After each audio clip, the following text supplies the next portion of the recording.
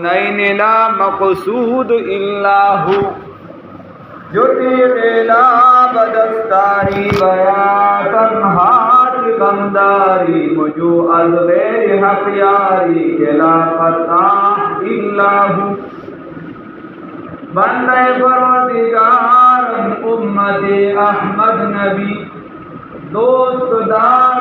چار یار تابع با اولادی علی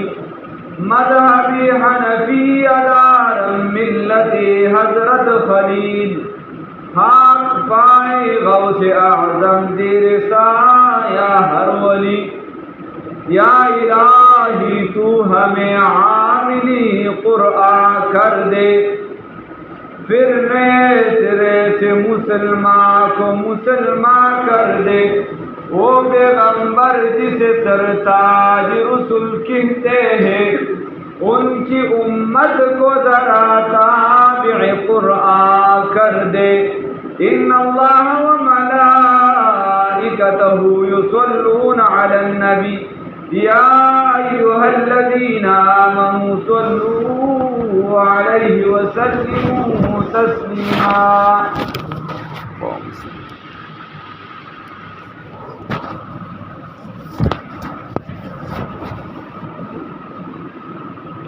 عزتمندو مستاسو مخی دا حج او داغی متعلقات یعنی داغی فضائل وغیرہ داما شروع کرو. حج وہ ختم شو دا خلقو واپسی ہم شروع شوا. من دا مکی مکرمی فضائل پوری ویلو دا مکی مکرمی فضائل اللہ رب العزت په فضل و کرم سره تیر جمعون سنه اوس خبرې دی الله رب العزت دی آیات مبارکه چې ما لږه شان د ټوکړه تلاوت کړي کې الله فرمای واتم الحج والعمره لله. تاسو حج او عمره دا پورا کې برابر والی سے ورسوے للہ حاصل اللہ درزار کا. نو یو عمل څنګه چې انسان باندې منځونه فرض دا فرائضنا علاوه دی انسان ته اختیار دی الله رب العزت ولوي انسان که نفل کوي نو په دې ډیر زیات ثواب هم ورکړي. دک شان پدی حج والا عمل کے ملا رب العزت حج دا خپل شرائط تاسو تما ویلو اغدی دا آغا که پچا حج فرض وی نو حج ہو پہ لازم ہو که پچا حج ہم نوی ہو یا حج کرم وی نو بیا عمرہ چی دا دا سنت دا رسول اللہ صلی اللہ علیہ وسلم زمان پنیس باندی دا یو سنت عمل او سنت مؤکدہ دا بعض پنیز باندی اور زن دوی امامان ورطا واجب وی چی دا عمرم واجب لسنگا چی حج واجب لازم او بعض دا احناف و زمن ناغیم بعض علماء وی چی را واجب علی الکفایت. پھر خدا دا عمری فضائل رسول اللہ صلی اللہ علیہ وسلم پا حدیثو کی دیر زیاد خود دی بلکہ رسول اللہ صلی اللہ علیہ وسلم فرمائی افضل الاعمال حجت مبرورت و عمرت مبرورت. افضل پا اعمالو کی غرق اعمالو کی اغا حج قبول شوی دے نیکے والا حج دے چی دا نیکے حج دی سم دم حجی مبرورتون کے من خبر کرو. ہر حج چی انسان پا کی دا ہر قسم گناہ نزانو ساتی او دک شان پا عمرو کی اللہ رب العزت آغا عمرہ ورد او دا ور عمل چی انسان پا کی دا عمری دا طول صفاتو دا آغی دا طول لوازماتو داغي د ټول مستحبات او د سنن او د لوازمات د دې خیال وساتي نو دا عمره الله تعالی عمل دی او د دې بندل ډیر زیات افوخت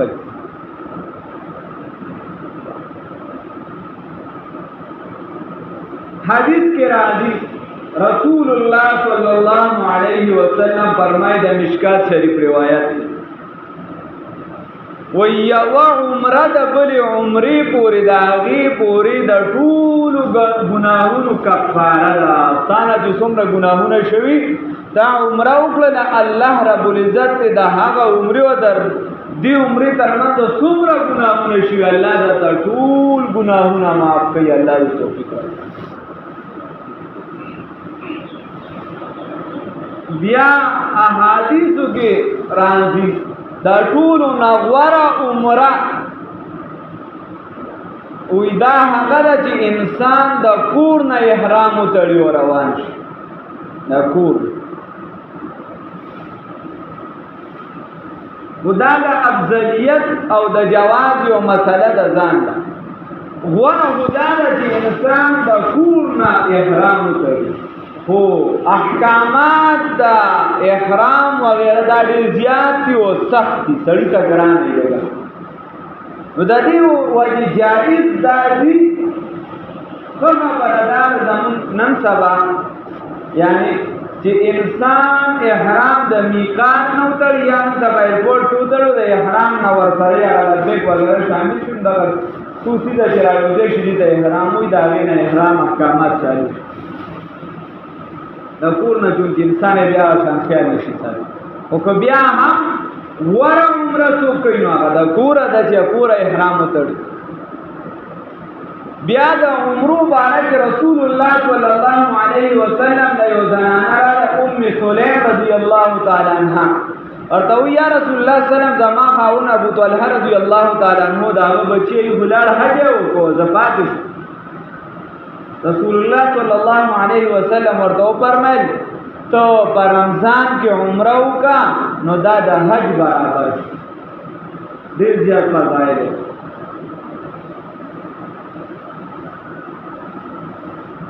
نو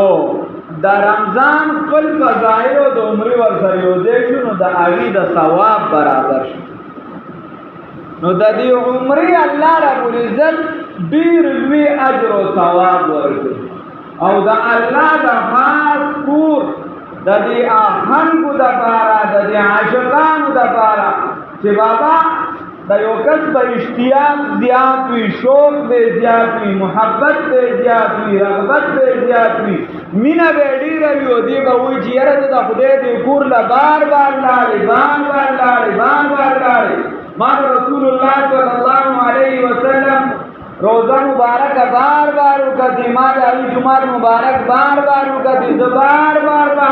صفا او مروه کې وګرځیدم نو دا چې یو حج شي بیا به د شوق نه پوره کیږي او یا به هر بنده د حج وس لري یا به نه لري نو الله ورته علاوه د یو څو ورځو نه ټول کال کې دا د اسلام وایي چې عمره ته جایز ده که د شپې کې که د ورځې کې او که لږو ورځو له که ګنټې دوله راځي او که ډېرو ورځو له راځي که په یو سفر کې یو عمره کې او که ډېرې عمرې کې داسې کار ورسره عمره دا جایزه کړه چې ته عمره کولی شي علاوه د نهمې نوابه تر تقریبا دیارلسمې ذوالحجې پورې په دې کې عمره مکروهه ده هغې کې به عمره نه کوي هغې کې به حرم شریف په ځای حرم شریف کې کوم احکامات چې هغه به پوره کړي او بیا به دې څه ده بیا به عرفات ته ځي وغیره احکامات به پوره کړي د دې وجې اجتماعي اعمال پکار کله ناکله خلک دلته مانځه ته ولاړ وي ته دغلته وی مخامخ لګی چې زه خیرات کړم نو د دغه خیرات ناول ښه دا ده چې مونځو کې بیا خیرات اجتماعي اعمالو کې کوشش پکار ها یا یو ساده ګوري شانتی وکړه ساده شانتی وکړه خلک دلته نه لړ شي احکاماتو باندې نو کوئی ساده په حجر اسود خو بالا دي کې وي د نر دامن چې څوک څونه مضبوط وي نو دونه ټیکه مضبوطه کړي اوس په حج کې حجر اسود کولول خو چې ډېره دغه کې چې ستا وس کې نه نو استلام ورته وکړه اشاره وکړه لاس کول کا بس کیسه بیا به ورسېدې شو ټیک ده که نه شي ورسېدلی نو هغه ټول خلک عرفات میدان ته د لیده چې کتلې چې لږه په دې حجر اسود خو بلا راشي لاهره نن خو هېڅوک هم نشته حجر اسود خالي پروت دی دا نه دوی بس راته په حجر اسود بېختلو نو چې دا خلک واپس وکړه راتله بیا که نه د خلکو دی چې ایماندار و چېرته ترېده دا دې زامنو حجر اسود همداسې دوی هم خو پې دا تشي وپړسول ځان ان ښځې مو تشه غښتلو نه خبره داسې ده بابا چې کوم دین د کوم عمل وي هغه پکار نو دا عمره چې ده کالو سرزمه ستا دپاره جایز ده او سنت ده غوره عمل دی الله دې توفیق راکړي انسان نه چې الله رب العزت وس ورکړي نو چې بار بار دغه کور زیارت کوي بار بار دغه ځای ته ځي بار بار دغلته حدیث کې راځي بعضو احادیثو کې و 1 روپۍ لګول د عمرې او د حج په لاره کې د 10 لکو درهمو برابر د 10 لکو درهمو برابر او بلکې روایت کې راځي چې سړی 1 روپۍ ولګوي نو خدای پاک چې په صحیح معنی کې ولګوي صحیح ولګوي نو دومره په دې مال کې د برکت ورچي یا به دومره په ظاهرا هم دله ورکړي لکه 10 لکه دراهم چې ورکړي بل حدیث کې راځي وی تاسو په عمره او حج کې متابعت پیدا کړي د هغې مختلفې معنی دي احناف دې ترجمه کوي چې حج قران وکړي عمره او حج یو ځای او دا غوره دي زمونږ پرې خیر حج او عمره چې دی دا وکړي او وی دا داسې دي دا داسې دا ګناهونه ختموي او داسې دا یو دا عمره چې ده داسې دا غربت ختموي لکه څنګه چې بټې د اوسپنې نه زنګ ختموي هغه څنګه پاکوي که نه دقه شان ګناهونه دا عمره چې دی دا ریچوي غربت ختموي نو پکار موږ له دا دی چې د الله د رضا دپاره ډېر اعمال خو ده په ودونو کې موږ څونه پیسې لګو په ودونو کې صرف په کارډونو پکې څومره لګو یا هغه پرېږده څومره په ډنګوړوت پکې څونه لګو هغه پرېږده څومره چې دی نو موږ په نور آرایشو د کور باندې لګو نو چې دغې شانتې پیسې دا د ځان د مستقبل صرف دا ژوند نه دی هلته د آخرت ژوند دی والآخرة خیر وابقا خیر لک من الاولی آخرت خو ډیر غوره دی ډیر اوچت دی دا حرم شریف به دا یو انچ به ستا دپاره ګواهي ورکوي یو روپۍ به زما او ستا دپاره قرباني ورکوي دا ګواهي ورکوي یو لحظه یو سا د حرمینو شریفینو دا به زما او ستا دپاره ګواهي ورکوي نو الله رب العزت دې راله توفیق راکړي ډیر لوی عمل دی ډیر زیات فضایل دی